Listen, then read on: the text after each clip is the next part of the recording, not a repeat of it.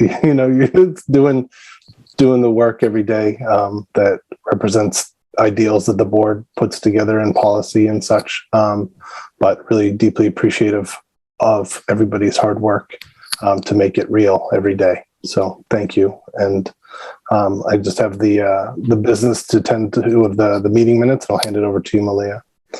So is there a motion to approve the meeting minutes from the last meeting, October 12th, excuse me? Sure, I didn't see them uploaded. Oh, there they are. There they are. I didn't see them earlier when I had them in the wrong section. I do apologize. That's okay. Let me just take a quick look just for like the obvious things.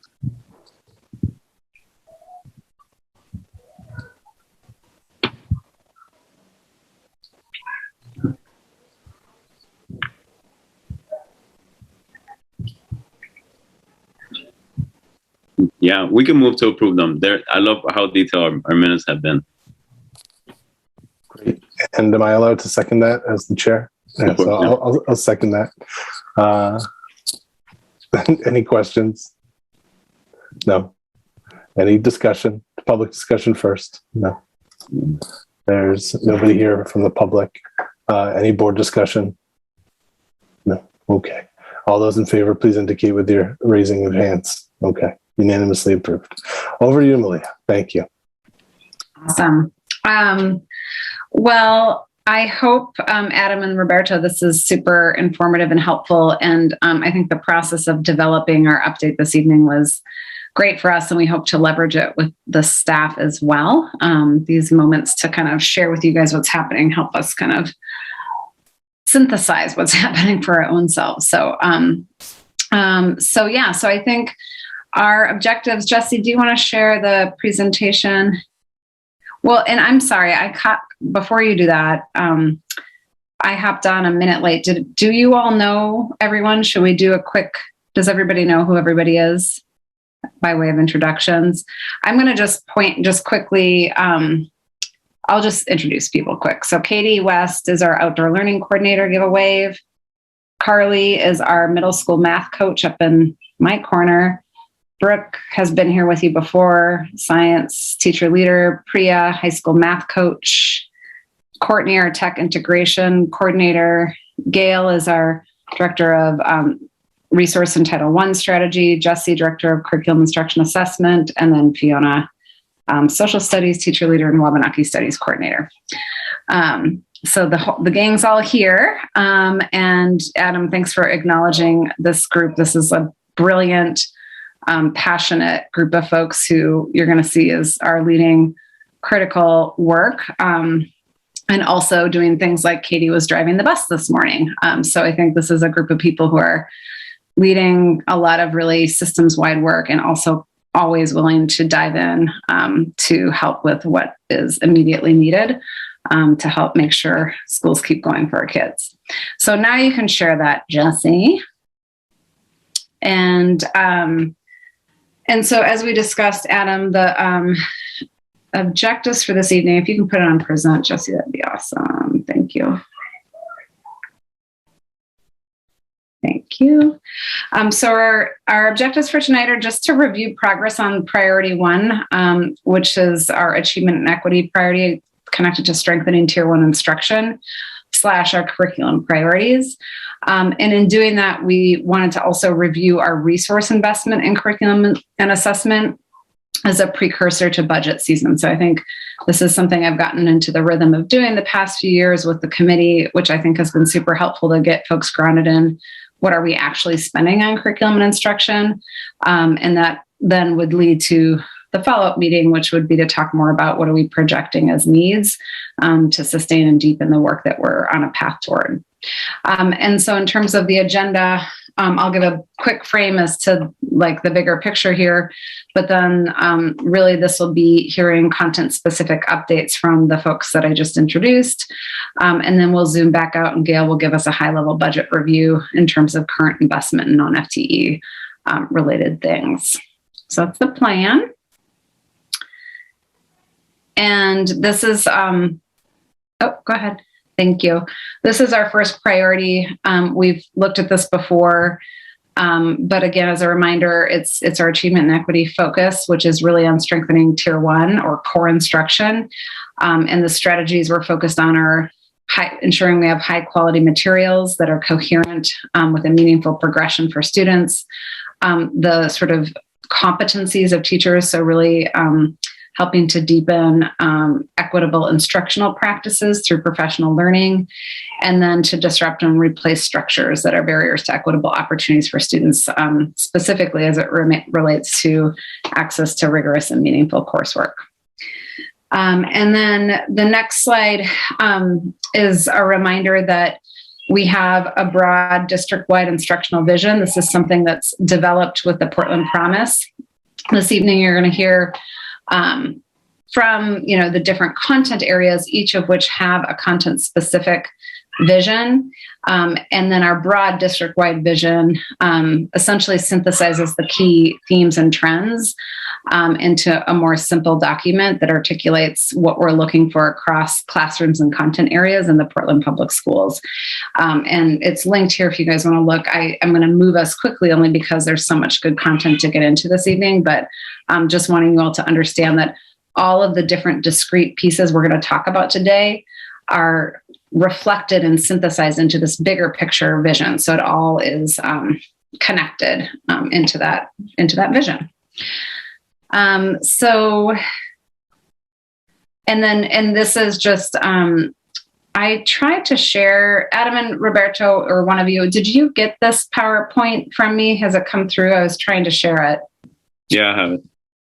Okay. So, and we'll upload this, but hyperlinks in here are the full either draft or final versions of each of the instructional visions. So when you hear folks talk about the work tonight, they'll be kind of referencing work we're doing, all of which ties back to these kind of the vision we have for what we want teaching and learning to look like within the content area. And so just wanting to make that visible and accessible for you all. So without further ado, we're going to start off with a math update just from a process perspective. We'll do a content area and then pause for questions. And so we're thinking about 8 minutes per content area in terms of like 3-ish to 5-ish minutes hearing from the team, depending on the content area, and then a few minutes for questions. So I'll just kind of keep a little bit of track of the time because I do want to make sure we get through all of the content, and there's a lot of good meaty stuff here tonight. And so at the end, if I kind of move us past the content area, we'll sort of zoom back and have a little bit of final question and answer time as well. So forgive me if I'm trying to kind of keep us on track, but I'm mindful of everybody's time this evening. So I think I'm kicking it over to Carly and Priya to talk a little bit about where we're at with the work we're doing with math this year. Thanks, Malia. So a lot of this will probably sound familiar, but I will talk mostly about what's happening right now. So we've been for a few years really focused on implementing and adopting high quality problem-based curriculum across the grade spans, and illustrative math in particular in kindergarten through 8th grade, and some of our Algebra 1, Geometry, and Algebra 2 classes at Deering and Casco. So that's been a major focus, is this core instruction in math. And this year, I'm very excited to say we have math coaching in every single building because Priya has joined us as our new high school math coach, and she and I get to work together really closely all the time. So it's awesome. And we get to work with Tracy Zager and all the elementary school math coaches, and it's really focusing on that coherence and our progress across the district.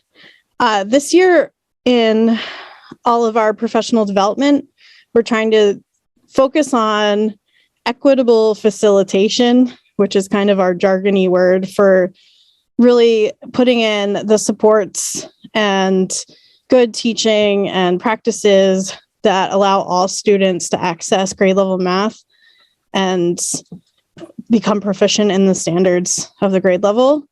And Priya will talk a little bit more about that in a minute, but that's been where a lot of our work is focused. So a lot of it has been around English language learners this year for us, and just looking at what we're doing for those students in math. we've talked about this before. We've spent some time, probably like 2.5 years, maybe it's longer, I can't remember, Jesse. But we've really done some research around detracking math and what that looks like across grade levels. And this year in middle school, we have focused on rich grade level standards for all of our students in 6 through 8. And so Priya and I are working together to look at the 6-12 coherence and what does math look like from 6 to 12. And we put together a vertical math team where we have teachers and special educators and ELL teachers and all sorts of people involved in helping us look at that coherence, and especially the 8 to 9 transition, because that's where things really connect. And the focus of all of this is to increase access for marginalized students so that they're getting that grade level and upper level class instruction. And that equitable facilitation is a link to our professional development session for tomorrow, which Priya is going to talk about next. All right, thank you, Carly. I want to focus on that second bullet point of the Tier 1 instruction, which is really the competencies. So when we think about actually, implementing equity, our focus, Carly and I, is really to help teachers gain those competencies that can help them help their lessons actually reach the full range of learners in the classroom. So we've tried to tailor not only our weekly PD and our coaching sessions, but also our cross-district PD around really getting those competencies, as familiar conversation and comfort, and raising the comfort level of our teachers.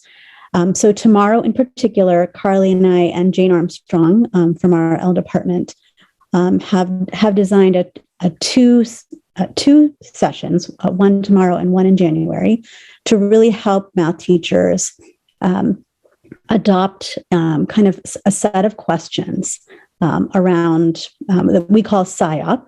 That stands for Sheltered Instruction Observation Protocol. It's a nationally known model. You can definitely look it up. And the 8 components of that model are on that diagram that are given here. And the idea is that when you are planning a lesson, there are multiple places, multiple points where students could face barriers in really understanding the learning.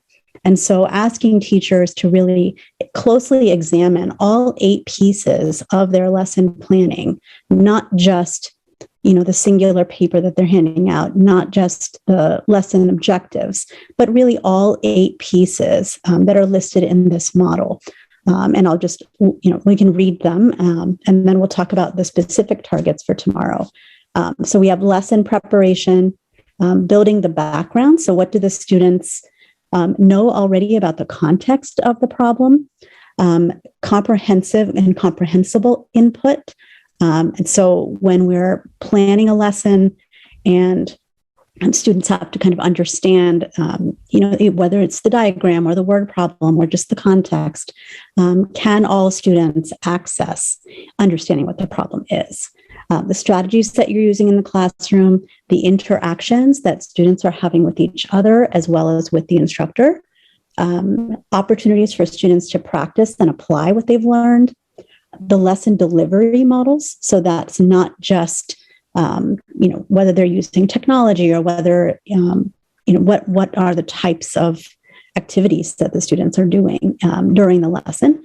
And then also, how are the students reviewing and being assessed on what they've learned or what we've hoped that they've learned. So all 8 of those components of lesson planning can present barriers for our students, and in particular, our ELL students.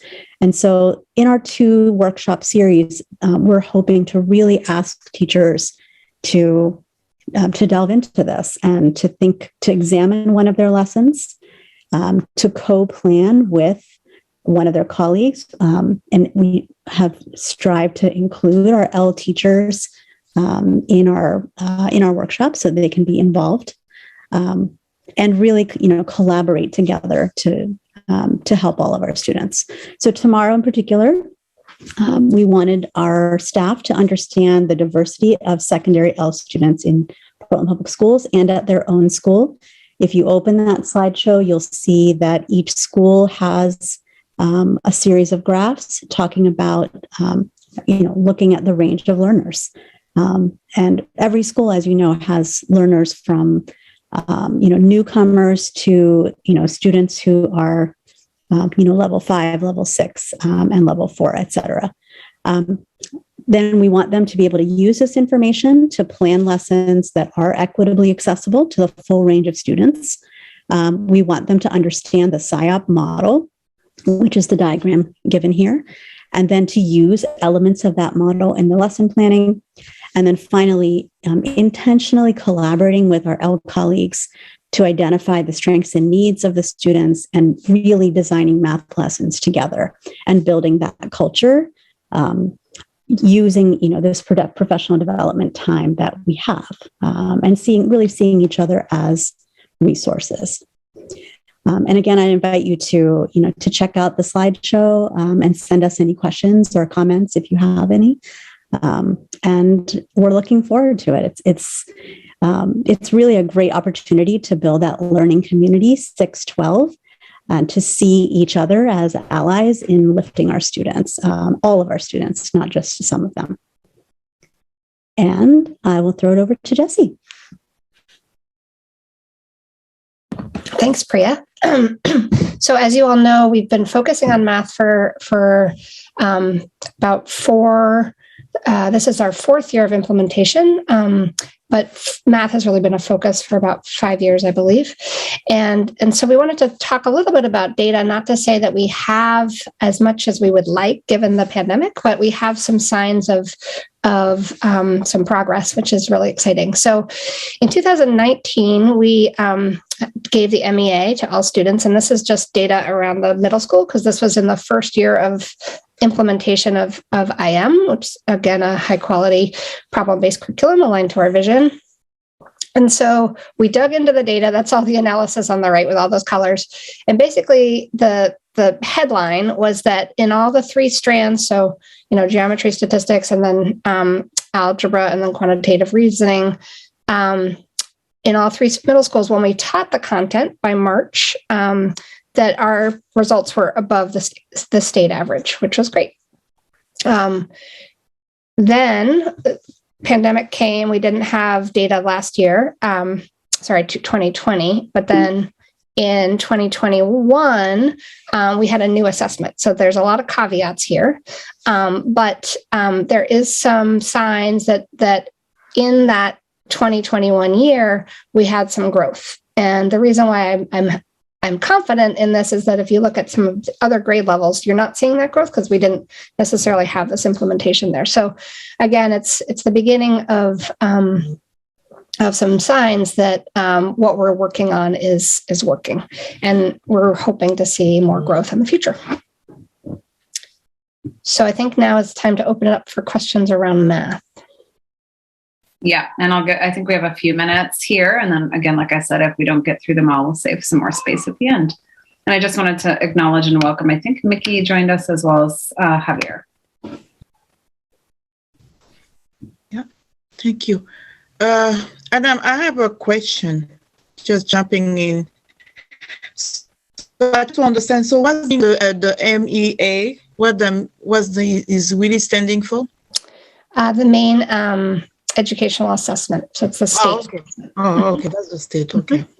So that's the one is done by the state, or we doing locally here in a high school? So is by the district? That's the way?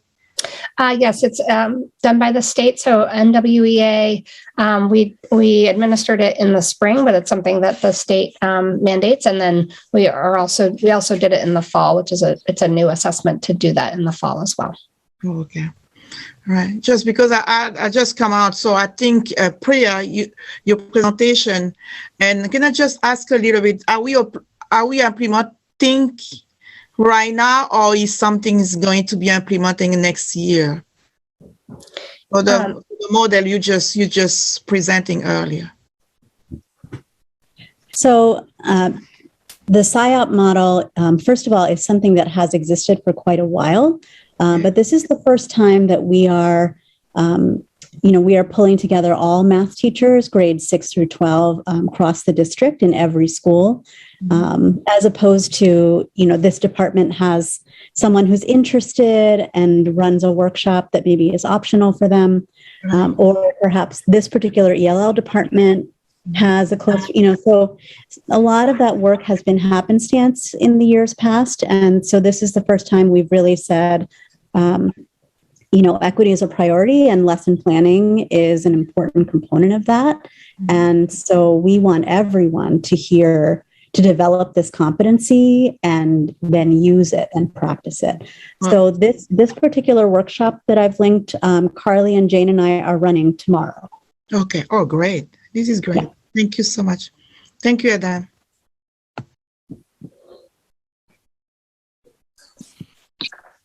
Can I ask Priya real quick on the presentation tomorrow?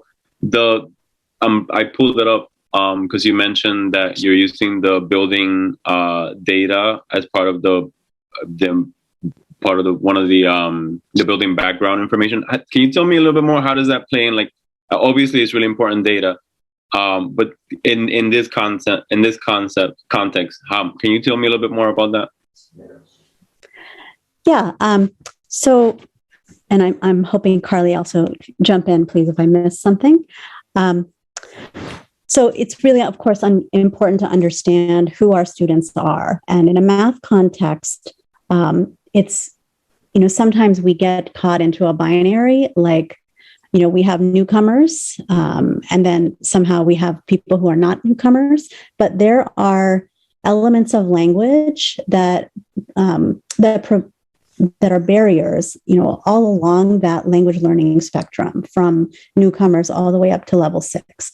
And so when we're planning a math lesson, it's really important, for example, in a high school statistics class, or a high school pre-calculus class, where, perhaps that student has a lot of conversational abilities, but then when it comes to reading, more advanced vocabulary that might be in using physics terms or using, terms, any kind of terms that are maybe not commonly used in everyday language.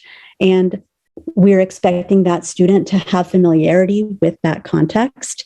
Then, the student might struggle with knowing what math concepts to even use to attack that problem.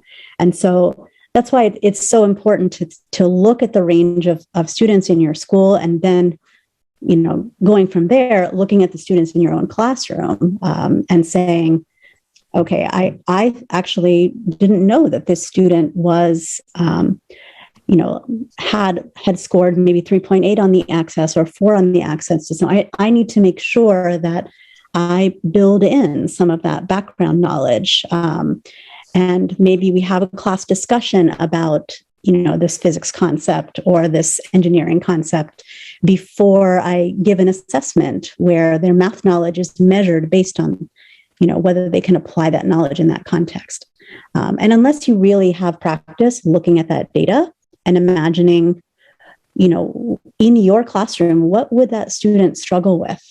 Right? And then you look at an actual lesson and say, on this paper, what are the vocabulary words that this range of students might not know, and that might hide their actual math ability, and prevent them from accessing the math that I want them to learn. So that's something that's, I think, critical in building background knowledge. Carly, did I leave anything out? Okay. Did that answer your question? Thank you. Got it.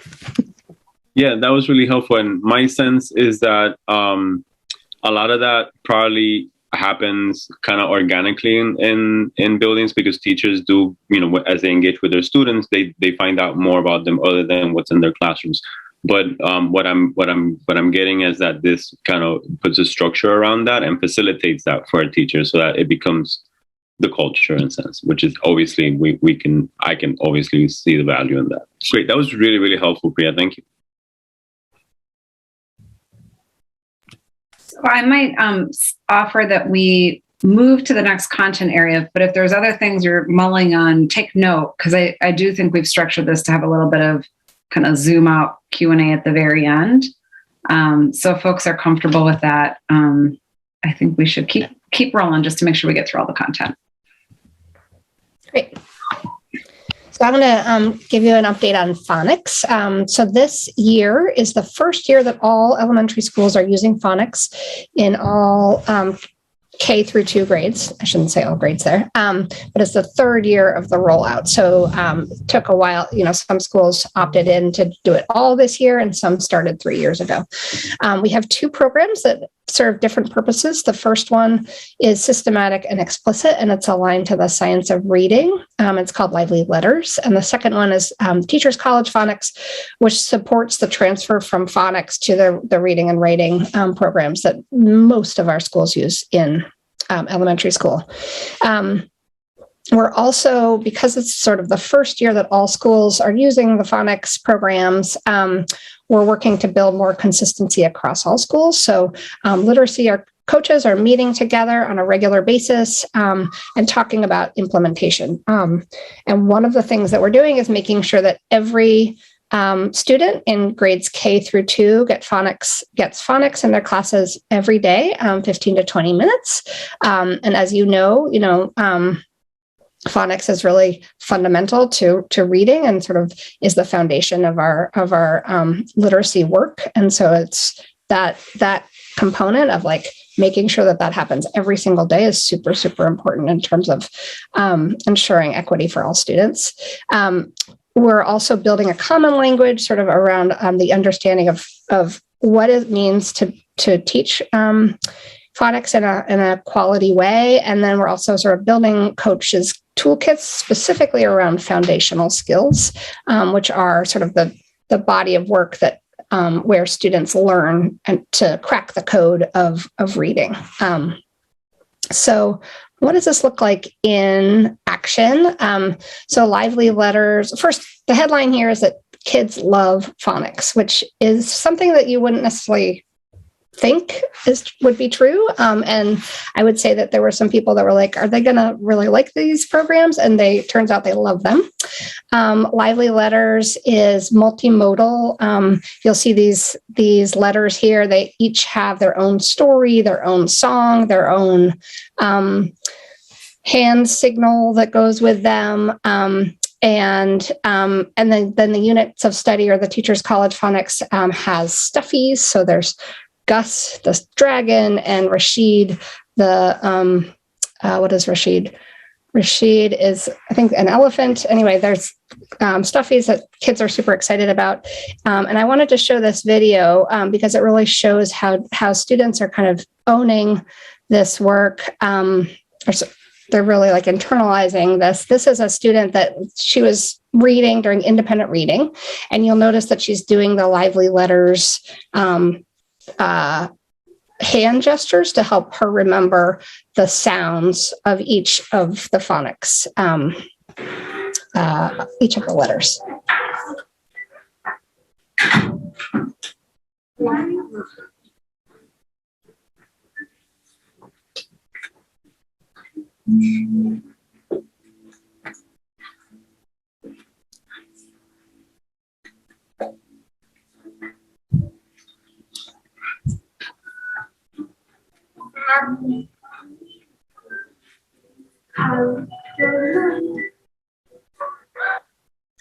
So as you can see there, just awesome how she has sort of internalized it was a quiet moment in the classroom, right? So she couldn't say the sounds, but those are going to help her say the sounds of the letters to help her remember how to say the sounds of the letters in order to spell words. And so I wanted to highlight Reiki. Reiki is in their third year of implementation. And so they are sort of farther along some of the other schools. There's 3K teachers, so 66 students, roughly 45% of their students are Ls. This is some data that they took in November, specifically around letter sounds, which is something that Lively Letters focuses on. And you'll see that in September, only 25% of their students knew 40 to 54 sounds, which is the highest amount of sounds. And then only 2 months later, they were up to 66%, which is amazing. They're really excited about that progress. And this one student over here just made an incredible amount of growth. And so the teacher that I talked to wanted to highlight, it's kind of hard to see the data there, but basically he had 1 sound in September and now he has 44 sounds. And this is also an English learner. And we know that phonics is super, super important for all students, but particularly English learners and students with special needs. It sort of levels the playing field for them and ensures that all students are can be emergent readers and be ready to learn to read in first grade and then read to learn in third grade. So that's the end of phonics. Love to hear if anybody has any questions.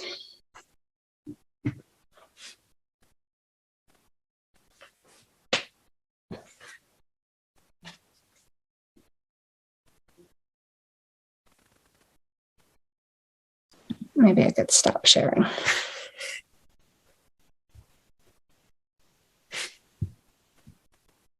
think it's very encouraging. Thanks for sharing. Nikki or Roberto, do you have anything? No? Okay. Thanks, Jessie. Great. Keep going. Okay, so the next, lost it. Here we go.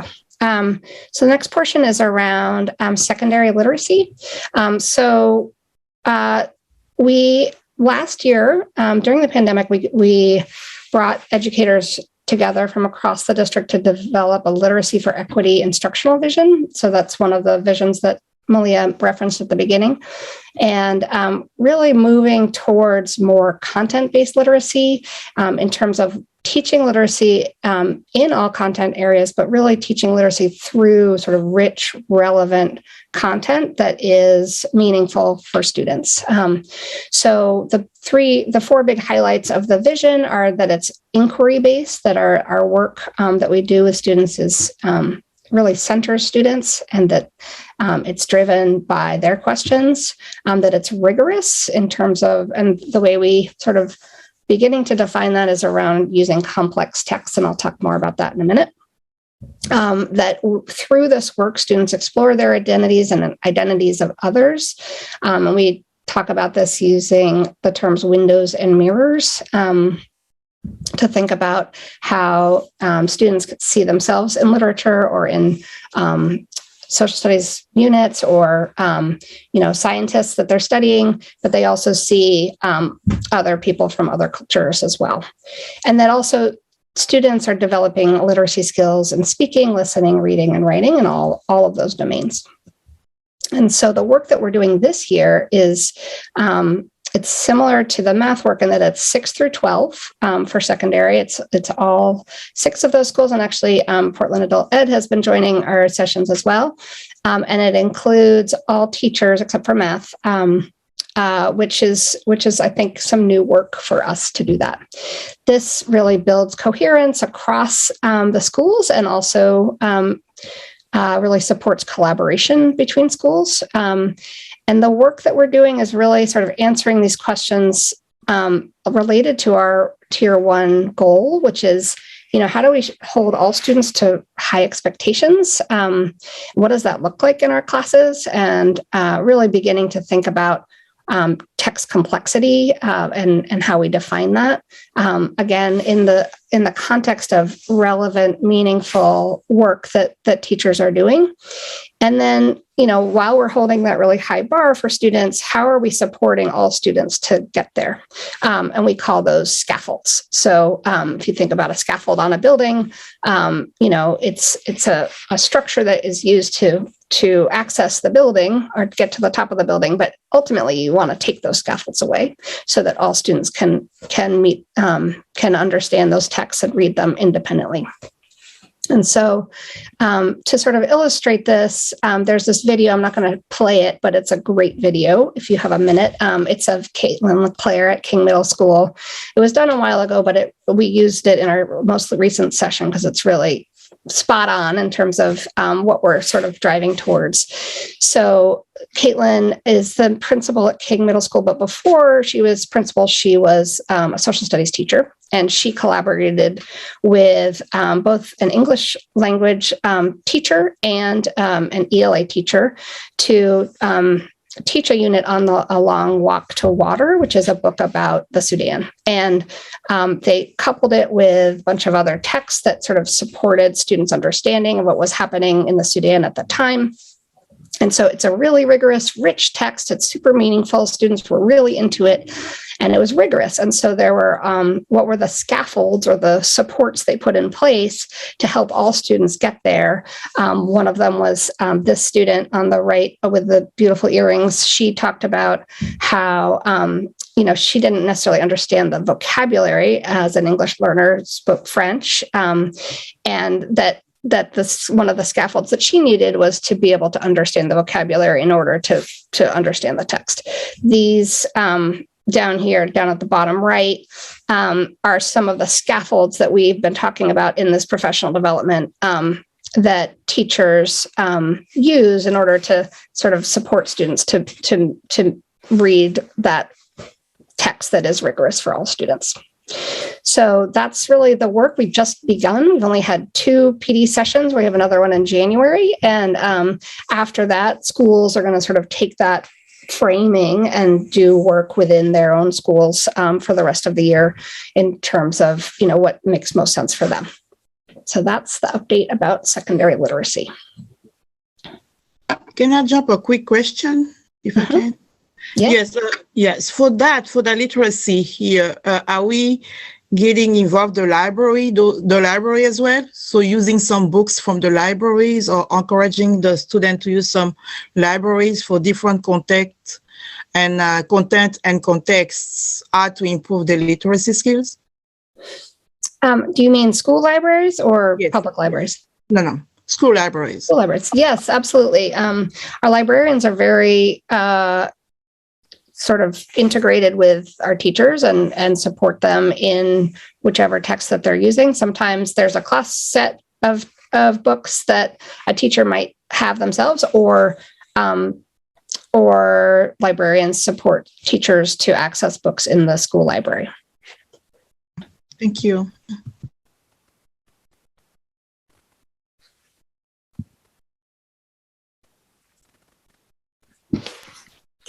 You're getting the thumbs up, Jesse. Okay.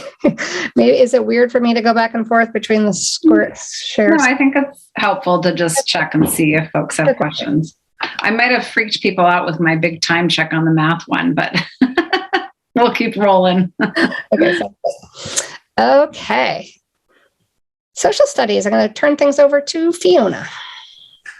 Hi, everyone. I will try to kind of be as succinct as possible because there is a ton to share. So maybe there'll be some follow-up questions that will let me get into more depth on a few topics. But I know this team is pretty well informed about the work the social studies vertical content team has been doing over the last few years. But I wanted to catch you all up to speed on what's been going on this year. So pandemic be damned, we just keep trekking and doing a ton of work. So this year, the social studies vertical content team actually increased membership by 16 educators, which I have to say was shocking to me, given how I think all of you kind of know what a challenging fall this has been, and educators have been really feeling the burnout in a big way. So we got some amazing additions to the team. Our team is now over 40 people. Most of those are educators from across the district, and there are also some community partners.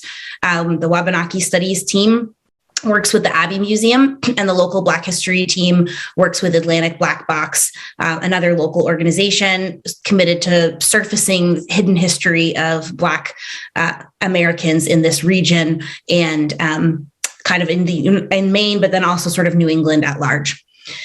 So the Wabanaki Studies team continues on its curriculum development path.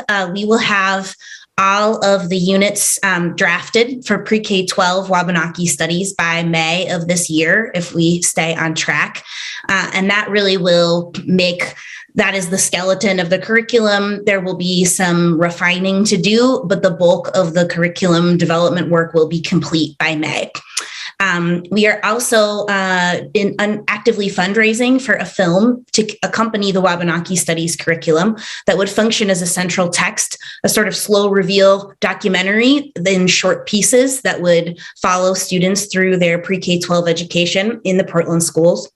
And that fundraising campaign was launched by the Foundation for Portland Schools in Maine Audubon at the end of August and has been amazingly successful in a short period of time. So more on that if you have questions. And most of the work we're doing is still curriculum development, but the third grade teachers have begun professional development for a unit that is interdisciplinary science and social studies and literacy. And it is called Take Me to the River. And that is a unit I talked to you all about last year. It centers the Presumpscot River watershed and teaches students about the Indigenous history of the Presumpscot River watershed, and also introduces them to the long legacy of water protectors in Indigenous communities throughout the United States, or what is now called the United States. So that professional development has been going great. Brooke and Katie and I have been co-leading those sessions. Star Kelly from the Abbey Museum will be leading some as well. And James Francis, the tribal historian of the Penobscot Nation, launched that professional development in August. And we've gotten really positive feedback, which again was somewhat of a pleasant surprise given how challenging this fall has been. The local Black History team is on a year-long learning journey that's designed by Atlantic Black Box, and we're learning from scholars and also local Black leaders to kind of up our own knowledge about local Black history in Maine and New England. And by the end of this year, we will have an outline of what the curriculum will look like. It's not quite as far along as the Wabanaki Studies work, but that is because we've only been at it a short time. We have just solidified an advisory group for the local Black history work. And again, I'm happy to report that there was just an overwhelmingly enthusiastic response from Black educators in Portland schools and also the Black community leaders who I reached out to. Pretty much every single person I contacted agreed and wanted to be part of that advisory team. And for those who don't know, LD, I wrote it down, 1664. It is a long title, an act to integrate African-American studies and the history of genocide into the statewide system of learning results, was now, has officially been signed into law. It had been pending for some time. And so that again puts Portland Public Schools on the cutting edge of the state and developing the curriculum that we are legally required to be teaching students. The Big Picture team continues to kind of create a home for all of this amazing Wabanaki studies work and local Black history work to live in. And that scope and sequence is pre-K-12 and is still under development, though we've made a ton of headway. And as of tomorrow, we will begin some PD with teachers in the middle and high schools. You can advance the slide. Thank you, Jesse. So to give a sense of how all of these moving parts function, we have consultants working with the local Black history team and with the Wabanaki studies work, and community partners and educators. It's a lot of folks at the table. And I never know the right word to describe this kind of curriculum building work. I don't know of a model. It might exist somewhere, but not that I have seen. So I call it crowdsourcing curriculum. Though if someone has a better name, I am open to suggestions. So we in the Wabanaki Studies team and also in the local Black History team are really building the curriculum based on our meetings with knowledge holders. So for example, last night, the Wabanaki Studies team met with two Indigenous knowledge holders, Jennifer Neptune, who is an herbalist and a basket maker, and also a certified Maine guide. She met with the elementary team to and gave a presentation about Indigenous ecological knowledge that will be used to create the first grade unit. Corey Hinton, an attorney at Drummond and Woodson, He's Passamaquoddy, and he gave a presentation about the Maine Land Claim Settlement Act of 1980, and that was for the middle and high school teachers working on an 11th grade curriculum component. So all of the curriculum is being built based in our interactions and relationships with knowledge holders in these different areas. And then we have feedback sessions. So educators give their sort of ideas to me. I sort of try to knit everything together into a curriculum that makes sense, whether that's a unit or more of a year-long study of something. That goes back to educators. And then that also goes through our teams of advisors. So there is a tribal advisory of 13 advisors who guides the Wabanaki studies work, and almost 20 advisors for the local Black history work, because there was such a great response to my inquiry. And there are regular reviews of reflections with the consultants. So there's many, many layers of accountability, discussion, and feedback in the creation of all of these curriculum materials. And there is an emphasis throughout this on content literacy. And I think Brooke will talk about more of what that is, but the general gist of content literacy is that students learn literacy best when they're actually learning content. And we have unfortunately drifted away from that nationally and have been really teaching literacy skills in isolation. And the data again and again shows that that is not the way that students learn literacy best. So really, you have your 15 minutes of phonics and lively letters, which is so critical for skill building, but then you need an opportunity to apply that to real content and be able to learn literacy while learning content. So we have built that into the 3rd grade unit, and that will be built into all of the units that we develop for Wabanaki studies and local Black history as well. Thank you. And I thought I'd just end with a couple of photos from the professional development with teachers on the Presumpscot River on August 25th. It was after James Francis, who I mentioned is the tribal historian at Penobscot Nation. He, after his presentation, which was virtual in the afternoon, teachers split into 2 groups. Malia and I took a group down the Presumpscot River for a 5-mile stretch. And we stopped and I did some talking about different historical events that took place along the river. And then another group of teachers went on a bus tour with Brooke and Katie and Michael Shaughnessy, president of the Friends of the Presumpscot River. And they took a tour of the dams of the river and learned a lot about the impact of dams on Andromenous sea-run fish. So it was a great day of learning and a really exciting way to launch what has then proven to be a difficult year for educators.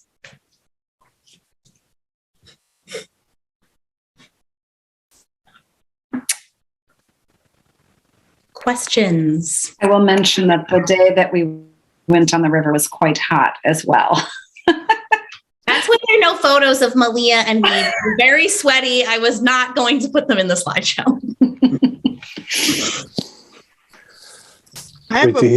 Go ahead.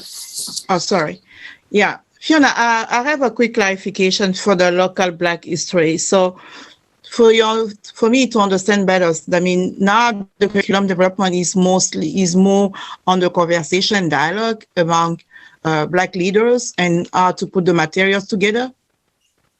Yes, that's a great question, Mickey. So last year, we were looking at Africana studies as a whole and really identified some major components of Africana studies as there's a very local history component, a national sort of US history component, an international history component, and then also sort of like race bias and equity training component.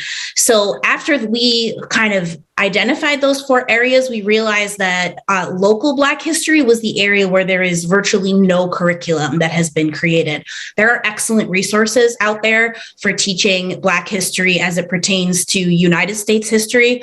There are fewer resources, but still much more than in local for teaching sort of Black history writ large, whether that's in the Caribbean or in various countries throughout Africa. And there are really excellent materials that exist. So the big picture team is sorting through those materials and integrating them into the overall scope and sequence. This team is now focusing on local Black history because that's where we realized there wasn't anything and we have to build it from scratch. Kind of similar to the Wabanaki studies work, there are great resources for Indigenous history and like at large, but there really aren't many super classroom friendly resources for Wabanaki studies specifically. Okay. So the way I remember a couple months ago, I think maybe last year, when we spoke about the Africana studies, and then the way we were defining a different component to try to build a curriculum. So I wonder about the different grade, and we have elementary school, pre-K to high school. So are we going to have a one standard? I mean, one curriculum who will be taught on the elementary level, or is going to be different contents for better comprehension and understanding for the different level of our students? There will be a comprehensive curriculum for pre-K-12 that includes all the stuff of social studies. In addition to all the stuff of social studies, which would be Africana studies, it will also include local Black history and Wabanaki studies. So imagine it's all the sort of the usual stuff of social studies with an increased emphasis on Africana studies, generally speaking, and then this new content around local Black history as well.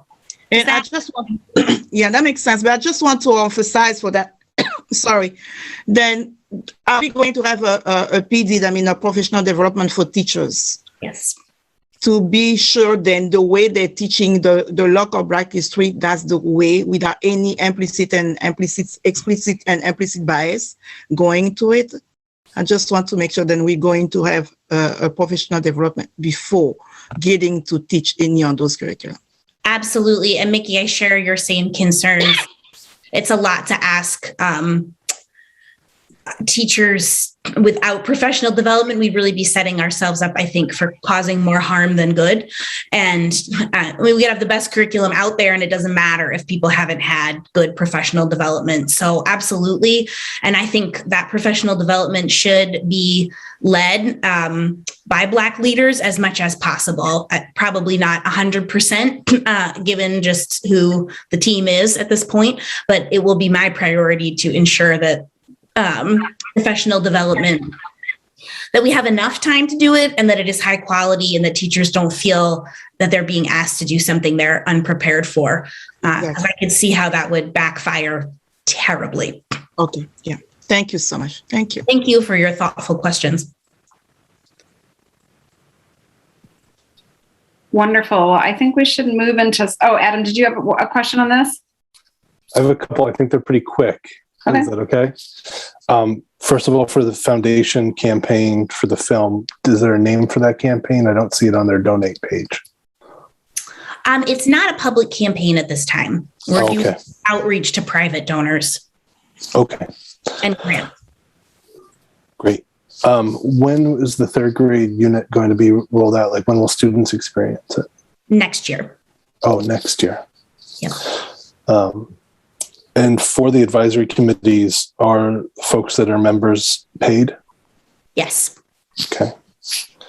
And lastly, have you come across the SALT podcast called Sovereign yet? Yes. Great. Thanks, everyone. Those were quick. I'm impressed. And I'll just make a brief comment as Jesse brings back up the slides to talk through science. But I think to your question, Adam, about when are we implementing the third grade unit?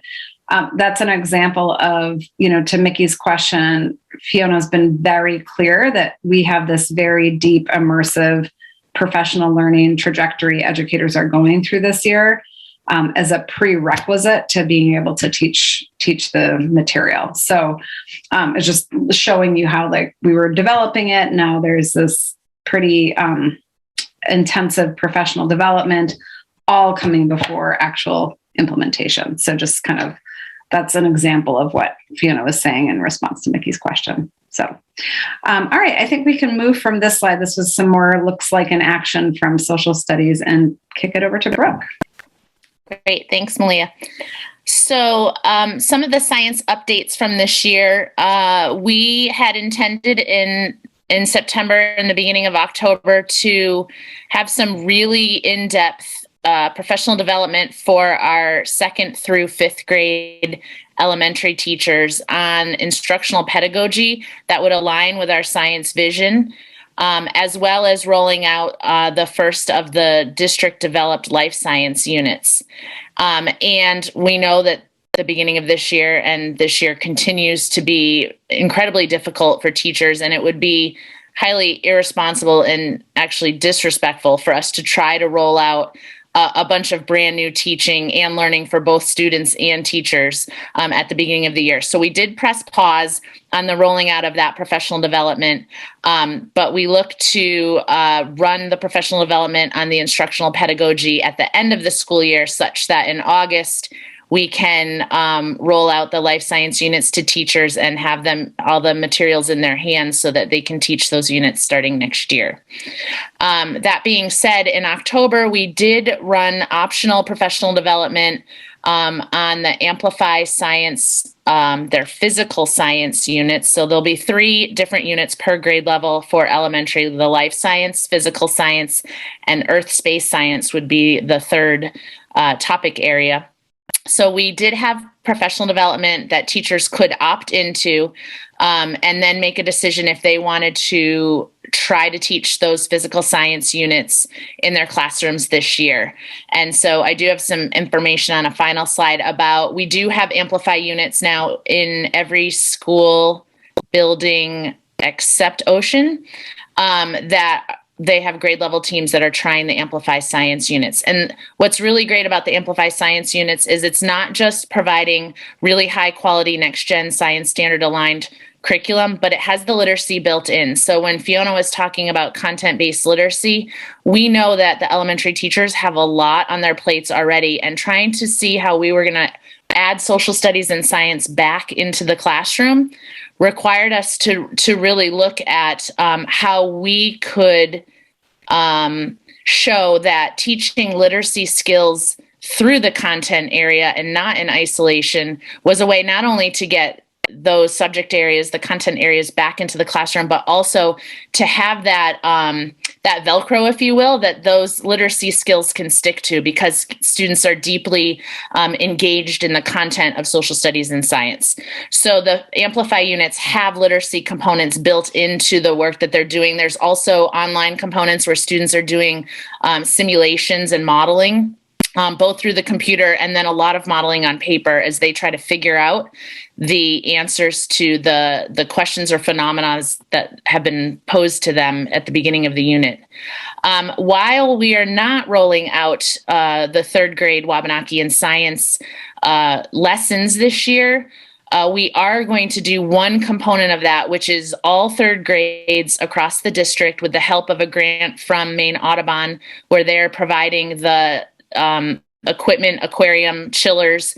We will raise salmon in every school across the district and release them back into the river, probably in the Millbrook right now, because we know there are dams in the Presumpscot, so the salmon won't be able to swim all the way up to Sebago Lake yet.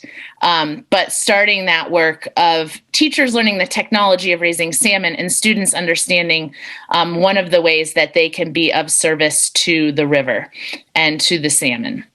And so with that science, we are continuing to integrate with Wabanaki Studies and outdoor learning to build deep place-based curriculum so that students are learning about where they live and where they are. And that's what our life science units are all about, whether it's learning about the emerald ash borer in 5th grade, and that's been in the news a lot. Maine Audubon and set up a trap tree to see if they had emerald ash borer. We set it up in the spring. I have video of all of that to be able to share with students when we roll out that unit. And when we cut the tree down, there was emerald ash borer larva in the tree. And in fact, it was a 2-year-old larva. So the emerald ash borer was there before we even thought to have a trap tree. So the students are going to learn about that and learn about the connections to the Wabanaki people, because ash is a really important species to their culture. And so what that means in terms of looking at invasive species and why those are important to know about and to, hopefully mitigate their impact.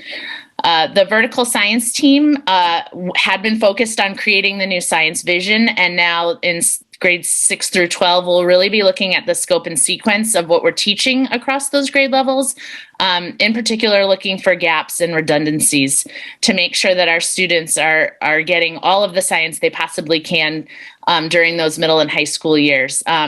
Clearly, I'm spending a lot of my time right now working on elementary, because that is the area where we don't have a comprehensive district curriculum at this time in every building. But once that happens, I'm just so hopeful and excited for where we're going to be at with students by the time they get to 6th grade and beyond. They're just going to have that much more of a foundation. Actually, tomorrow, the professional development that's happening with the 6 through 12 science teachers is in partnership with the Maine Math and Science Alliance. And it's a 3-part series on storylining, which is a pedagogy which has a compelling phenomena that's posed to students. And it is then their task to figure out the answers to that. And so this aligns with all of the principles that are in our new science vision that has students' questions driving the learning, and students making models and then revising those models many times, sharing those models, becoming really good scientific communicators. And so teachers are going to start that journey and learning about storylining in tomorrow's session. And finally, another exciting elementary initiative is this idea of a mobile makerspace, a trailer that can pull up to each of our elementary schools for a set amount of time and allow students to have a maker experience. And what's really exciting is we just secured $30,000 from the United Way of Greater Portland towards that effort. And have another commitment from Greenbacker Capital of $20,000. So we will make this happen and have hopefully a ribbon cutting in June. I'm saying that out loud now, so now I must make that happen. And one of the great things is we're also working with the Rue Institute to start creating lessons that can be brought back into the classroom or into our libraries, potentially with our library media specialists who are looking for more and more makerspace, STEM, unplugged coding activities. And so that we can start to engage the students with the makerspace, but then continue that engagement back in the classroom. And the whole idea of the mobile makerspace is we know right now, setting up our 10 elementary schools or even our 8 mainland elementary schools with mobile makerspaces and staff is probably not feasible. But having one mobile makerspace and a staff member staffing it would reach all 3,200 students each school year and start engaging them in those experiences. And then I also see it reaching out in the summer as well, and hopefully being part of programming at Riverton Park or Sagamore Village or Kennedy Park, such that it can set up and offer maker opportunities during the summer as well.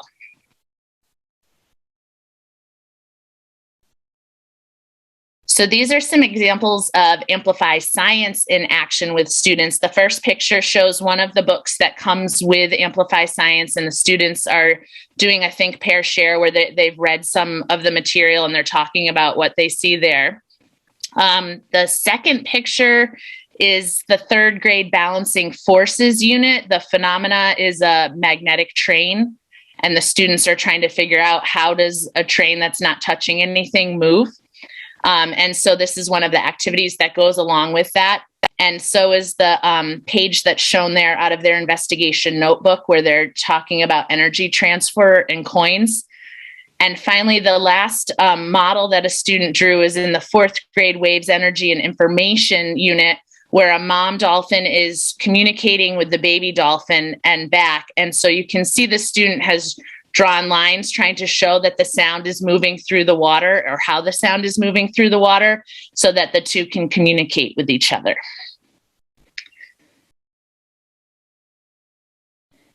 And then this is Pumpkin Jack. Pumpkin Jack is at Talbot right now. And Pumpkin Jack is a jack-o'-lantern that's been placed into a plastic tub. And the kindergartners have science journals where they're noting what they see with Pumpkin Jack each day. And this is over the course of maybe 2 weeks, these two images. But you can see a student describe the first one as nice and bright orange. And then the other one says that it's growing mold on it. Eventually, Pumpkin Jack will totally decay and the seeds will be exposed and the teacher can add soil to the top. And then because it's in a closed container and it will have enough moisture, eventually by spring, it will have grown a new pumpkin plant that the students can then plant outside. And then these are just a few quotes from students about the Amplify Science. I will just read the third one. I like Amplify simulations. They really get me thinking about things in different ways and help me make sense of science stuff. And then if you click again, one of the teachers says, with Amplify, students have daily opportunities to assume the role of scientists, experience phenomena, and communicate their thinking in discussions and writing. So an example of the content-based literacy, students are writing every single day when they're engaging in these science units, whether it's a journal entry or they're trying to figure out what's going on or explain what's going on with the mom dolphin and the baby. Click again, Jesse. And one more time. And so there are 21 teachers across the district in 8 elementary schools that are trying at least one of these Amplify Science units, which we have for 3rd through 5th grade right now. We do not have kindergarten through 2nd grade at this point in time.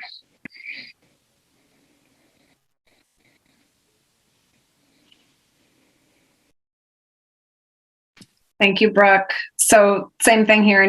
We'll do a quick pause if anybody has any questions. I do.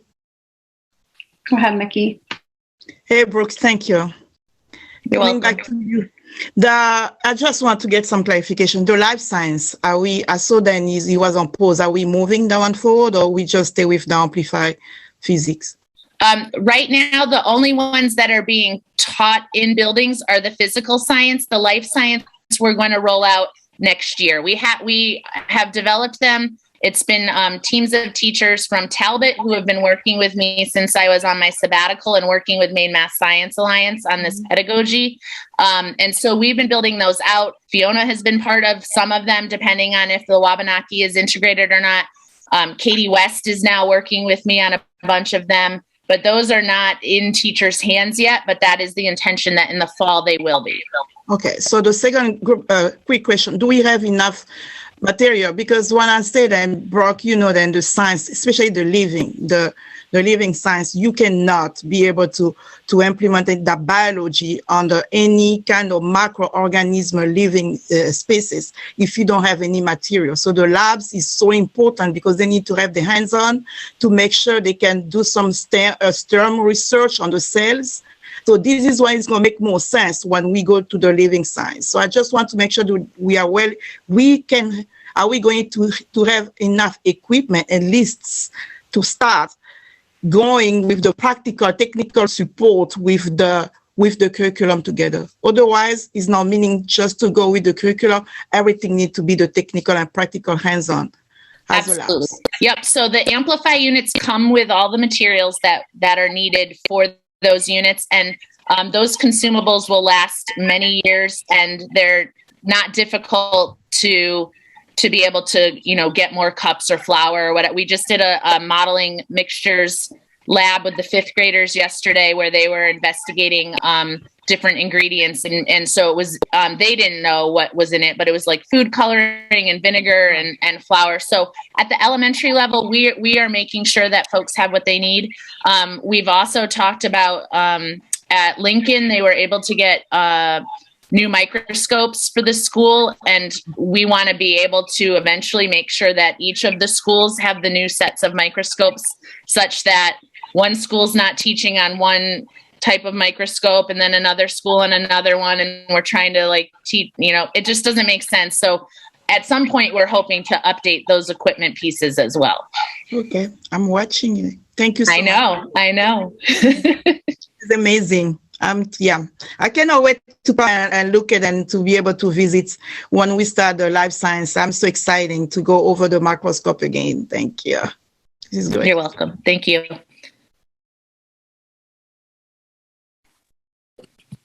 Awesome. It's so good to have Mickey as a huge advocate for science and STEM and so many things. So let's keep rolling. And I think, are we doing outdoor learning next? Okay, so we'll kick it over to Katie. Good evening. Hi, everyone. It's good to see you again.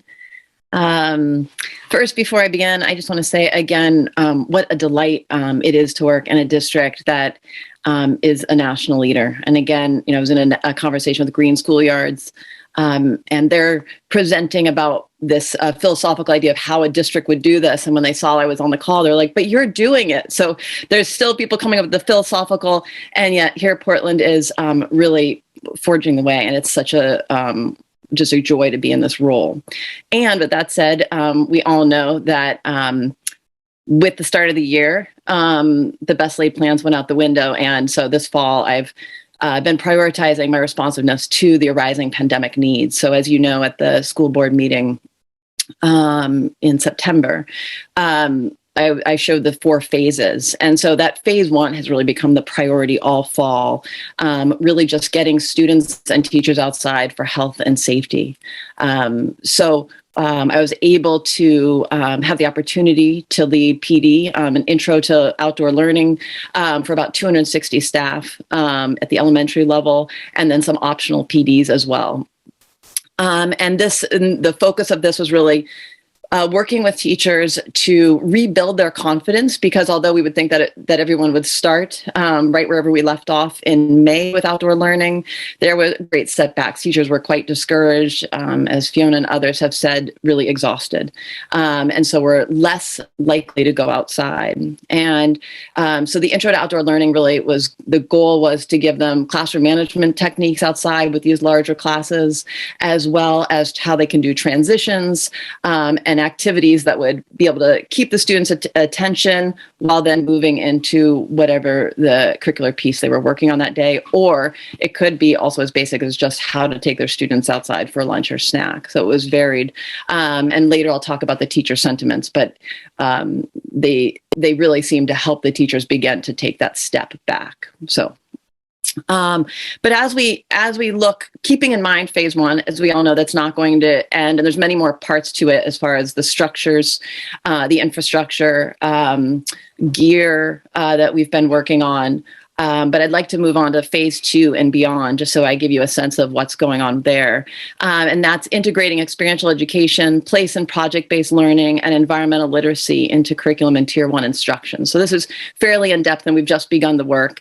And I think it's important just to note for language, just sharing and make sure we're all on the same page with language, is that experiential learning is not the same as expeditionary learning. It's an umbrella term that encapsulates so much of what the district is already doing, as Mickey was just talking about, with hands-on learning and labs, to place-based learning. And so place and project-based learning would really be under experiential education, but I wanted to highlight them since those are current initiatives that we're working on. So what I'm doing right now, oops, can you go back? Not quite done.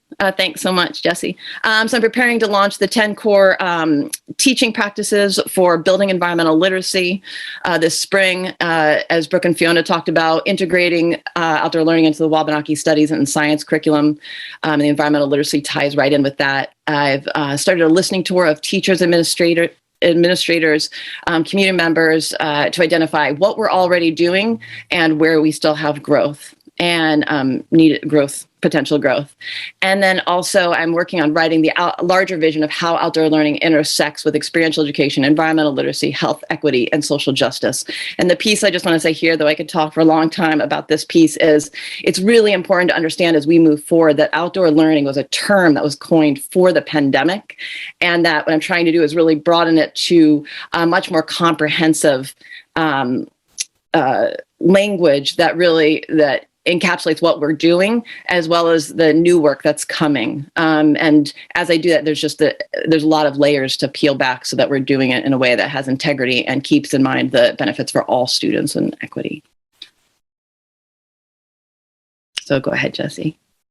So what does it look like in action? So here's the evolution as I see it. So on the left, you have one of the classrooms that, or it's a field ecology class at Portland High School. And this is something that's already been happening. So I've been trying to learn more and more, like, where are we already outdoors? Where are we already integrating place into our curriculum? And so this is Tom Tellerico's Portland High School class. And what I love is that we know that Portland High doesn't have an abundance of green space around it, but here they're using the city, and he's talking about the high water mark, and I was learning a lot about sewage that gets dumped into Casco Bay. And then in the middle, we have right where we are. These are students that have taken their indoor curriculum and brought it outside.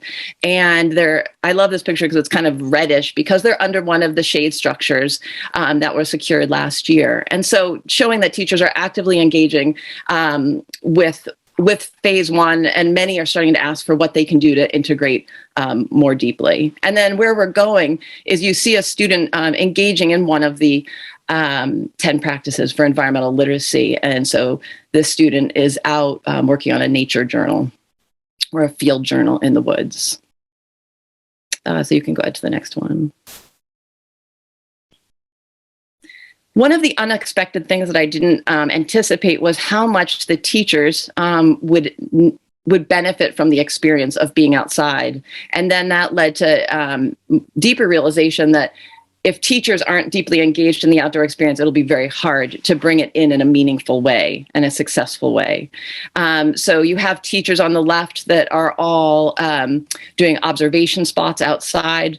And then in the middle, what I call a teacher in her natural habitat. So we've forgotten, but teachers kept remembering how much they loved being outside, and then they were more likely to take their students outside and begin that deeper thinking. And then on the right, you have the land portion of the Wabanaki studies day back in August. So they're actually pointing to those who are canoeing down the river.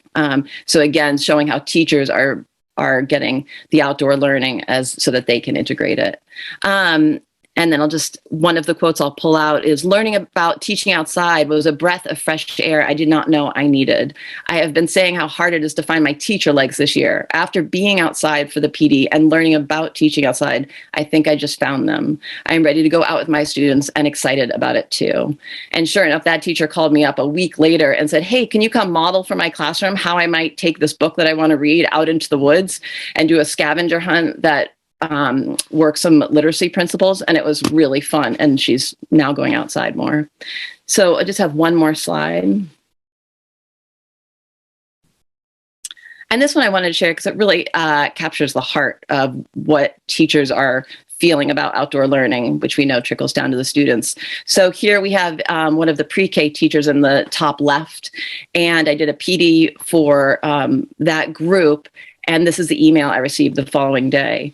My ed tech and I led the children to an open location in Deering Oaks and allowed the children to roam around, only asking that they can make sure that they are not on a road and can see an adult. What you said yesterday in the PD was very true.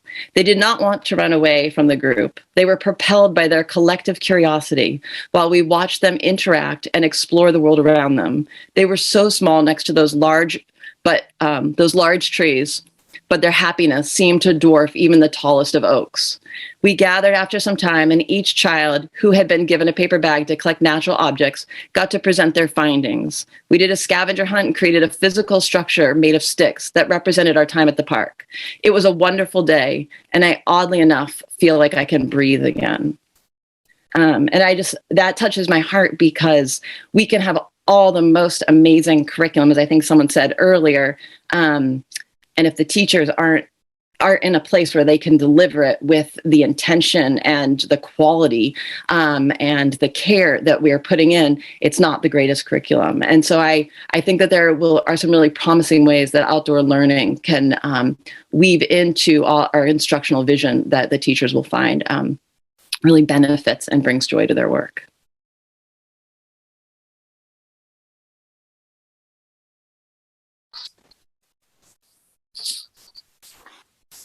I have 2 questions, and I think they're quick. Is it okay? Yeah. So first of all, both with you, Katie and Brooke, thank you for all that you shared. And another time and space, I'd love to geek out more with each of you. With the outdoor learning piece, I was just curious where we are at on the gear piece. I heard like my pre-K kid over at Talbot, there was something coming, but I don't know that it had come. Just, I'm sure it's uneven across the district in terms of what's available, how we're funding it, all that sort of thing. So some schools have had their PTOs be able to supply gear faster than we have been able to act on it. But there will be a gear library at all of the mainland elementary schools, and then we're also building structures for Wi-Fi at the middle school and high school levels, and more seating outside. So we're working towards it so it will be equitable across the district. We're using, just to clarify, ESSER 3. Thank you. For that. So we've put that in, and we're kind of in that process of now ordering. But yeah, just wanted to add that piece. Great. And I guess the other thing that I had wasn't so much a question, but a comment on where you're looking in the district for where some of this is already happening in the place-based space. And I will just bring forward in case you weren't aware of Carlos's work, particularly in heritage language learning, and the examples that he's brought to the board that really touched my heart in just the way that some of the examples you brought forth tonight did. So thank you for all you're doing. Thank you, Adam. Carlos and I have connected, so we have some plans for me to go to one of the classes. Can I jump on one quickly? Yeah.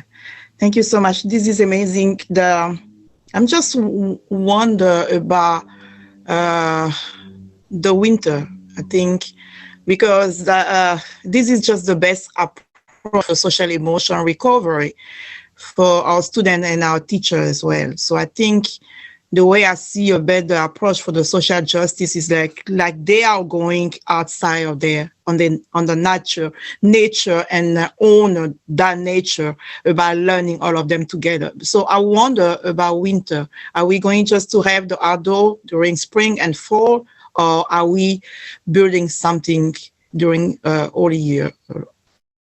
I think, Mickey, I share that with you, that I really want everyone out during the winter because it's pretty amazing to be outside and there's so much that you can do that we're not aware of. But I think the word that you used of building is the right word. That it's a building process, a culture building process. I am really hesitant to push teachers. So if a teacher, and one of the things is I find that if a teacher, it's very challenging. If a teacher goes past their comfort level outside, then their instruction diminishes. So it's a stepping stone process. And so right now for the winter, I'm just sent something out that's really talking about how teachers can structure their dining time, their snack time, and outdoors, as well as some of the environmental literacy practices will be able to be worked throughout the winter in a low barrier way. Yeah, and I like the approach to combine that we broke on the social and Fiona on the social studies and also on the science. Just be out of there in that nature and working on the biology or on the different Wabanaki studies, and I think it's going to make a lot of plus on what we want to accomplish. Thank you so much. This is amazing. Thank you. And Mickey, I'm so glad you pointed that out because I think we're kind of in this interesting building place, and I started with the broad instructional vision, but we didn't really look very closely at it. But our intention is for integration and interdisciplinary work. So our literacy work, our science work, our social studies work, our outdoor experiential learning work, our equity work, and our language principles are all very connected. I don't think that they're yet. It's like simple and clear enough where everybody understands that. So that's just for transparency, kind of where we are in our process. But it's really exciting because it feels like we're moving toward this, experiential interdisciplinary approach that I think will have such great meaning and be so rooted in our equity values, and also draws in everything we know about the language principles in an authentic way. So just appreciate you acknowledging that even just in this presentation, seeing some of those connections, which are there, but also could be strengthened. I think Brooke, you wanted to say something. I just wanted to add too, because while we don't keep mentioning math maybe in this, one of the really interesting things about that has been unearthed around illustrative math and things like this phenomena in science and the science talk, there are a lot of language moves that are happening in both areas, that there's so much similarity to the way we're teaching math now to the way that we're looking at teaching science that's going to help students be able to access that information more. So while we're not necessarily intentionally always saying like we're working with math, although I want to, there are some of those moves happening too that we didn't anticipate and have come out of the work that we've been doing while we're working together.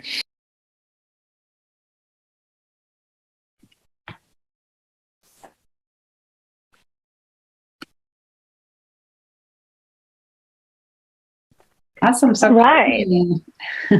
Yeah, I'm up next. And Nikki, I haven't been on a meeting with you before, so I wanted to tell you that my name's Courtney Grappius, and I'm the Technology Integration Coordinator for Pre-K-12. So I have tonight to share what my original goal was and the reality of the fall, and then some additional work for this school year.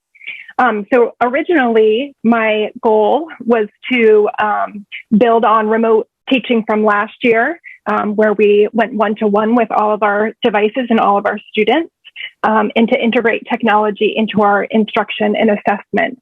And so my role, as we defined it when I came on board, was to align instructional technology with the district's academic priorities to lead to more equitable outcomes for all students.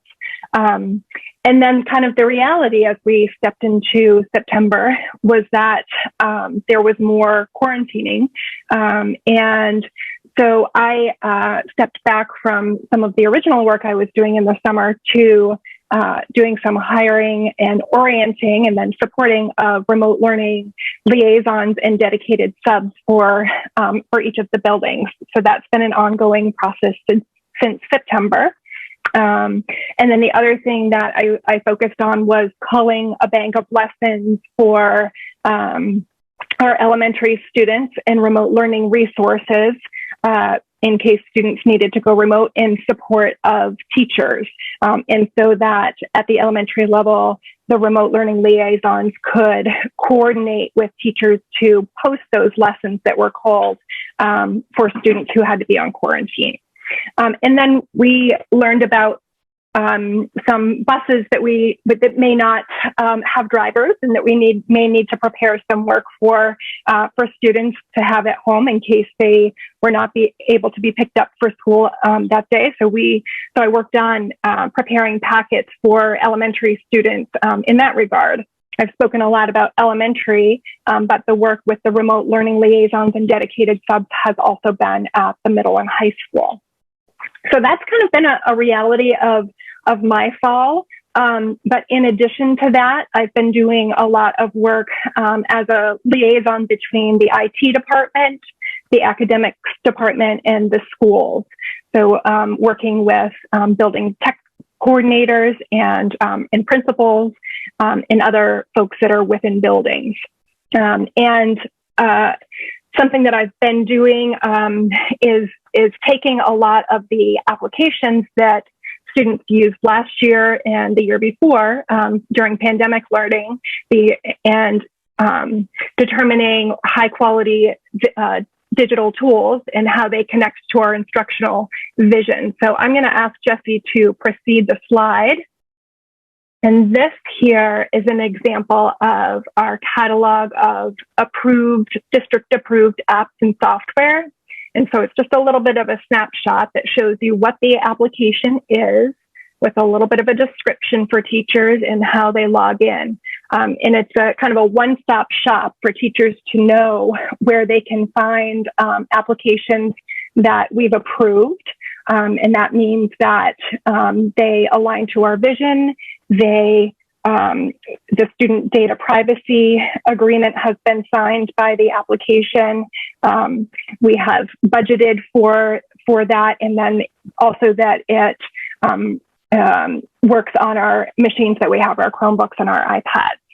So that's just an example of something that I pulled together for teachers this year to know what applications that they are able to use based on some of the work from a few years ago. I have a couple of more things to share. And Jesse, maybe if you want to go back to the original slide, that would be awesome. And so one of them is something that I learned from some interviews that I've done with principals. Great, Jesse, thank you. Interviews with principals and building tech coordinators is that digital citizenship work is really important for us to continue doing, and probably even to increase. Our students, like I said earlier, and you all know, are now one-to-one with devices. And so really with great access comes great responsibility. So that is something that we're working on weaving into a variety of areas, including health and including other pieces as well. Another piece is the computer science vertical team that Brooke headed up last year, and I am taking over this year. And that vertical team has created a vision for computer science in Portland Public Schools. And we are looking now at what is existing and what is needed. And that ties right in with what Brooke was saying earlier about the mobile makerspace and integrating computer science into that, as well as with our library and media specialists. And then finally, I would say that supporting building tech coordinators in moving towards tech integration for their buildings by working as a conduit between building technology integration with IT and the academics department. So an example would be in supporting them by building relationships and making myself available, being over at a school and knowing that they can catch me for a conversation, or to even have a little bit of coaching in how they can tie in their school success plan with what tech applications are available for that. So that is kind of a nutshell of what my fall has been.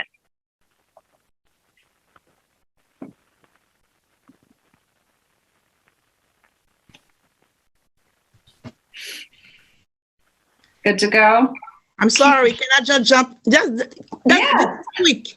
Cornet, thank you so much. I have two small questions. Okay. When you mentioned about now, because we have the shortage on drivers, then we have to prepare packages for students. You know, those are the materials. Those are the materials going to go to the remote learning because they will be on quarantine and home. So are we delivered to them? Are we doing, this is not your side, or you just preparing the package, and is another area making sure then those students who are on quarantine, they get the material. I just want to see how the channel are going, as the pipeline of getting everything to the students. Yeah, so with the packets for students who ride the bus, those have been printed and they were delivered to schools so that they could go home with students who ride the bus. And if for some reason they were to find out early in the morning that they weren't going to be able to go to school, they would have that at home already. And then separate from that is if students have to quarantine, for the most part, the work happens digitally. And so if the student does not get their device, it can either be picked up, or there's another person who is working on orchestrating deliveries of devices along with meals. And so then the remote learning liaison, as far as the work goes, would assign the work to the student and then also be available for check-in via Google Meet as well. Does that clarify? Yes, that makes sense. So the last one is that, can you just go with the most challenges, then you just over the most challenges, then it just happening to you during the fall. I mean, because the tech integration is a lot of process, and then everything we have learned with the remote learning during the pandemic brought a lot of disparities. So I wonder to make sure then you have everything equipped and the help and all the support you need to go over for the next year. So just maybe or two big challenges really came to on your way when you were able to establish what you have described. Yeah, so challenges. So I would say that teachers' understanding of technology, some teachers are fabulous and have a great understanding, and some teachers still struggle with some of the basics. So sometimes having enough support and coaching for them can be a struggle because our building tech coordinators are awesome and they have great connections with their teachers and their staff, and they're in their buildings. They know the culture, but they're also full-time teachers. And so having enough resource to be able to support teachers can be a challenge. And then I would say also that as we think of our computer science work that we're going ahead with, we have some great programming at middle schools, but at our elementary schools, we're a bit strapped for support with teaching that. And then also going up into early high school, the beginning grades of high school, we don't have quite as much programming as we do later on at some of the high schools. So those are a couple of challenges that I've noticed. Yeah, I'm sorry, but when you got those challenges, are you reporting that? Do you have a support to go over that, or you just try to figure out on your own? Just want to make sure, because this is a huge, and we need to make sure then the challenges are there, and we can try to build some other support to try to help you to move that one along. So I just want you to know then we are there to listen and make sure then everything is going the best we can, because this is a lot of then we need to accomplish. Yeah. Thank you so much for saying that. It's this team that I work on. I'm so grateful to them because we have lots of times where we're able to be thinking partners with each other. And I feel like I have access to all of the people that I need to share with.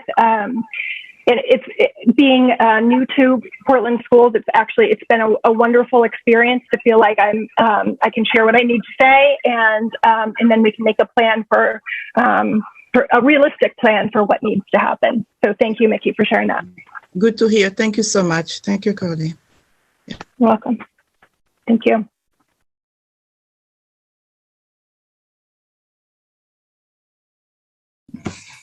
Okay, I have the privilege of the last update here. I'm going to talk a little bit about formative assessment update. And so there are two parts to this. One is that we have an assessment strategy that's sort of in progress right now. We've been working on this since last spring, and we're really trying to articulate what does a balanced assessment system look like in Portland to bring coherence to our assessments across the system. And really the focus of this work is the focus of assessments are assessments for learning. And so in that work, we're really trying to define what makes a quality assessment, and then also what are the purpose of our assessments. And so, we have sort of three sort of main types of assessment. One is classroom-based assessments that teachers are using on an ongoing basis to really understand their students and what they're thinking and what their sort of the next step is for those students. The interim assessments is an opportunity to take a step back after you've taught maybe a unit or 6 to 8 weeks of teaching and say, okay, I taught all this curriculum where I taught these lessons or these standards. Did my students learn it? And so that's a chance to really adjust instruction moving forward, sort of as a bigger picture way. And then the summative assessments, whether it's at a classroom level or school or district level, is really a chance for us to sort of evaluate our own systems and programs and curriculum and say, are we being equitable? Are we getting equitable outcomes for students? And what adjustments might we need to make for that? So in terms of classroom-based assessments and interim assessments, which are really for learning, we have data meetings to support that work. And these this year are happening in all grade spans, so elementary, middle, and high school. Usually they're happening in grade level teams, but sometimes on Wednesdays with like the whole school. They're being used with a variety of high quality assessments, whether it's, one, I don't know if you know the term, but an exit ticket in one class, which is sort of like, on a assess how my students learn today's lesson. Sometimes it's a unit assessment, and sometimes it's an interim, which usually is an externally provided assessment that, again, gives you that snapshot. It's a great opportunity. A data meeting is a great opportunity to have those conversations between professionals around English language learners, special ed students, and with the classroom, the general educator. And so those conversations are, I'll show you in a second how you can look at student work, but it sort of drills down into the most important part of what we do, which is teaching students. And you can really see if students are learning and then take some steps from there. And we have some common protocols across the district that we're trying out and seeing how they're going. And I think overall they're going pretty well. So here's one just to kind of give a snapshot of what this might look like in action. Here's one student's work on the left-hand side. And I'm not going to go through this. I normally would ask you to analyze the student's work, but we're not going to do that today. But this problem is a subtraction problem. And if you notice in the student's work down below, they're very neat and orderly. They've counted out 10, 20, 30, 40, 50, 60, 70, 72. And then they have included 10, 20, 21, 22, 23, 24, 25, right? It's very neat and orderly, but they're not actually subtracting, right? They put those two things together and then they didn't quite know what to do with that. Whereas the student on the right, you can see, even though it might be a little bit messy, they were able to take the 72 and then cross out the 26 to get their answer of 46, which is not correct, right? They have one error there. It should be 47. But you can really drill down into what each student is able to do, right? So the first student is able to really clearly show their model. The second, but it was for addition, and the second student was able to subtract, but got a small error in that. And so you can drill down and say, what do each of these students need in order to meet the standard moving forward, as opposed to this student, they both got it wrong. Right? That is not as helpful as really being able to look at student work and say, okay, what does each student need and how am I going to support them moving forward? This is one particular cool down, which is again an exit ticket. So just one problem, you can get so much from just looking at student work. When we look at interim assessments, this is a ELA assessment in the 9th grade, and you get data back for basically 11 questions. I only screenshotted 5, but you can see the students down the left and the questions across the top. And again, you can get so much into understanding what students know and can do from this type of assessment that really help you inform your instruction. So you can see, okay, this student across the top got most of the questions right, and so they might need an additional challenge. And then the student who's 4 down got the 23%. They're struggling a little bit, and so they're going to need specific supports around that. And you can drill into and look at the questions like I just did and say, okay, what's the specific thing they need? But you can also look at, as a class, if I was the teacher of this class, how did I do? Number 2 and number 4, I nailed it. What did I do in my teaching that allowed those students to to be successful and understand that concept. I'm going to drill into that and really understand, what was effective about my teaching. And then I'm going to also reflect on maybe this number 5, right? That there's something in that maybe I could do a better job of, and I want to really understand the student thinking in that, and I could drill into understand why did some students choose AA when the answer in fact was DB. And so I can look at those answers and it will inform my teaching moving forward. So that's just a little snapshot of formative assessments and how they work. Any questions on that? And I'll just, we only have 13 minutes left. I want to make sure we get the budget piece. So I might move us forward if that's okay and ask for follow-up questions. Okay. And I think I added in a quick update on health. Jesse, if you throw that back up, and then I'll do that in 3 seconds and pass it to Gail. Can I just ask not a question, maybe a follow-up question, if you don't mind? Yeah. Well, yep. For the assessment, because those are the teaching strategies here. Then I look at here. Then I want really to make sure. Then if we can have some follow-up, maybe I can send you my full question, Jesse, to understand for each level of our school the teaching strategies for each areas to support the student to meet the standard is so important. So I'm going to make all my questions ready and I will follow up to you so we can have a discussion, because I really want to be a little more deeper. Absolutely. Yeah, and I think that sounds great. And sounds like, Jesse, you're up for that. And I think also, Mickey, when we get maybe later in the spring, it would be helpful to do a board workshop on our assessment strategy in general, just connected to our achievement data. So I'll follow up. I think Javier is here. We can talk about that as well. Okay, great. All right, thank you. Mm-hmm. Yeah. And so I just added this in because it's, one of the areas where we're working on curriculum. It's the most nascent, but I just wanted to make sure it was there from a transparency perspective, reminding folks that one of the other things we're focused on this year is creating the foundation so that we can then move into the kind of work we've been talking about within our health curriculum. And so we do have a health vertical team. Our second meeting was actually just before this afternoon. And where we are in process is really trying to understand the current state to build more of a shared vision for what we want in a pre-K through 12 comprehensive health and curriculum. And the goal is that the committee comes out with some preliminary recommendations at the end of this year, but probably it will take another year for more of that work that, for example, Fiona or Brooke have talked about with kind of getting that alignment to happen.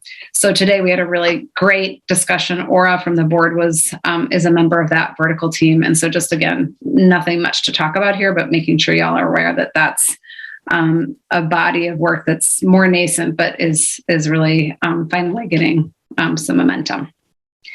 And so I then am going to pass it over to Gail, and who's going to talk a little bit about how we're investing right now in terms of curriculum.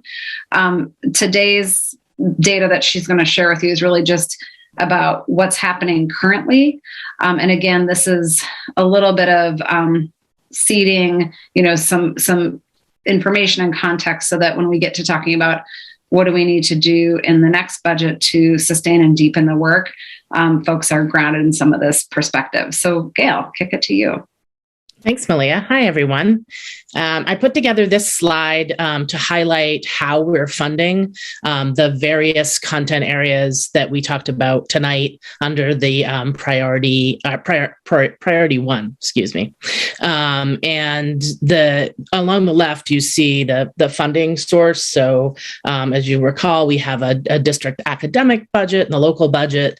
We are using federal funds through ESSER, primarily ESSER 2, a little bit of ESSER 3 so far, our title budgets, and then we also seek private grants to support this work. And then you can see the totals on the right-hand column, and one of the takeaways is that most of the funding for the work you've heard about tonight is not in the local budget, but is in either federal or private grant funding. And that the last two rows, you have the per pupil based on and around 6,500 students. The second to last row that's the per pupil investment across all funding areas.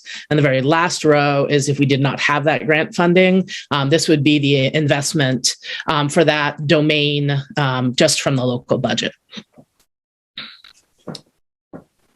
Next slide.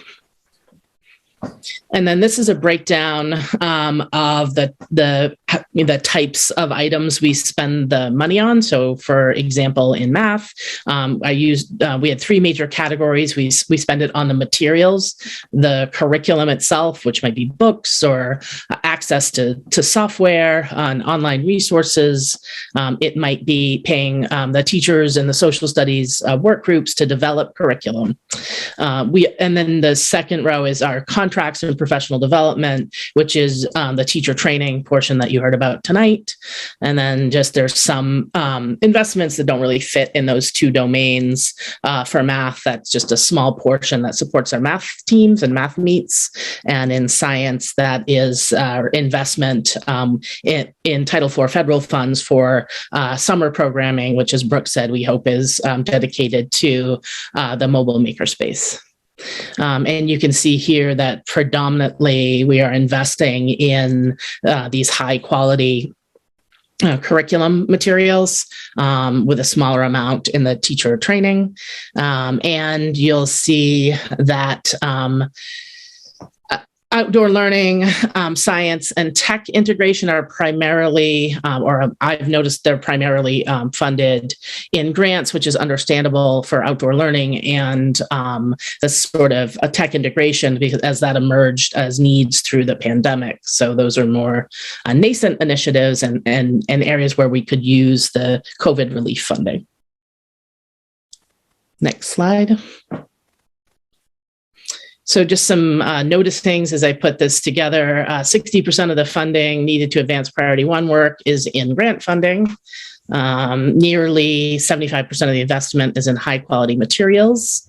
Investments in math and social studies, those more significant investments, are recent within the past, 4 years for math, the past 4 years for social studies. We're really ramping up that investment. 95% of the funding for science is in federal or private grants. Our outdoor learning investment, that's not the people portion of it, is currently in SRF 3 as the sole funding source.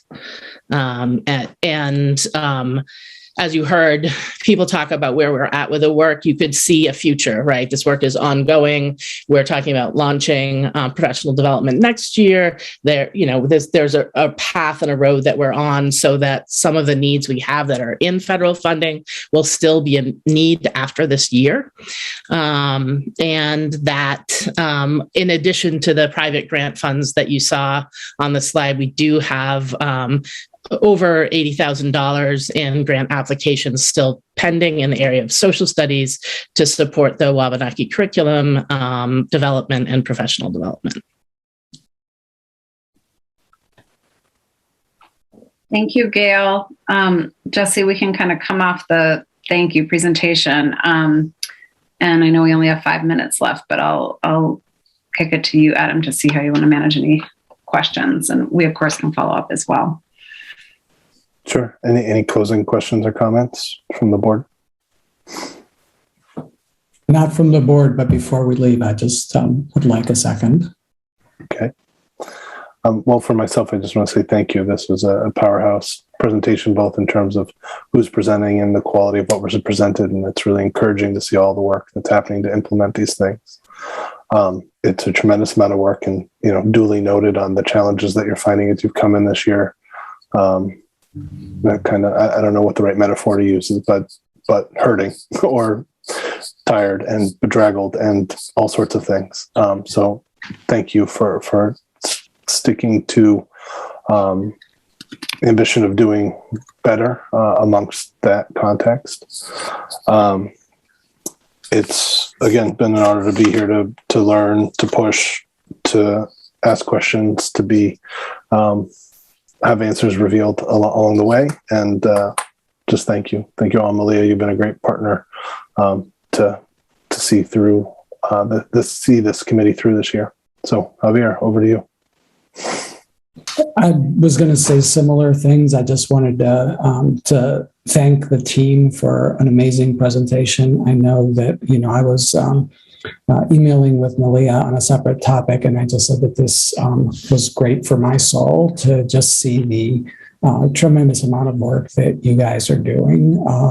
Because sometimes, you lose track of the fact that this is the work that really we're here to do. And it's just awesome to see it, coming together.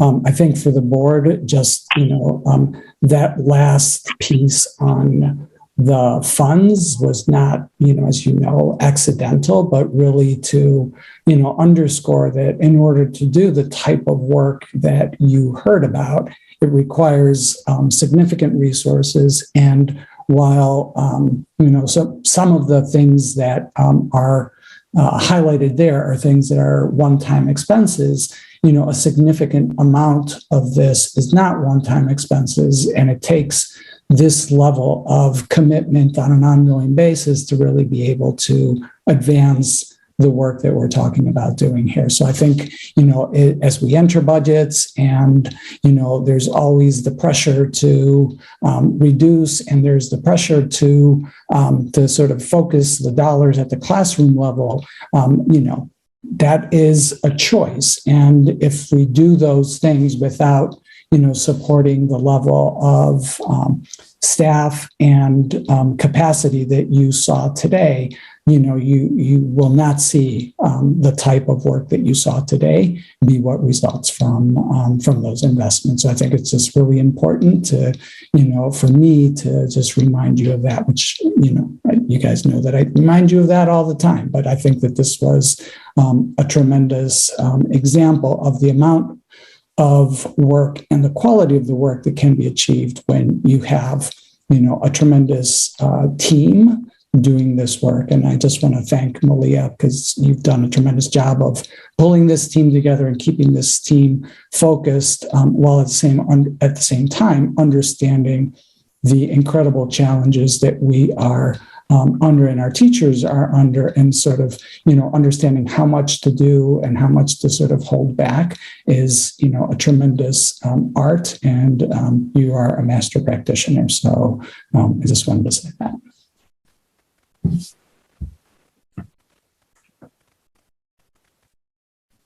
Well, thank you, everyone. I appreciate this team hugely, and feel proud and humbled. And then just, I know, Adam, you wrapped us up with the committee, but just grateful for serving on this committee with you, Adam, and Nikki and Roberto. So I appreciate how you guys have pushed our thinking. And, I think you see a lot of your priorities reflected in what we have talked about this evening. So appreciate your leadership and advocacy to pave the way for this amazing group of educators to be able to lead and lift this work. So good vibes tonight. Vibes tonight. So with that, is there a motion to adjourn? Feeling the good vibes? Yeah, thank you, Roberto. Is there a second? I do think. Yes, thank you. All in favor? All right. Keep those good vibes with you. Thank you, everyone. Thank you.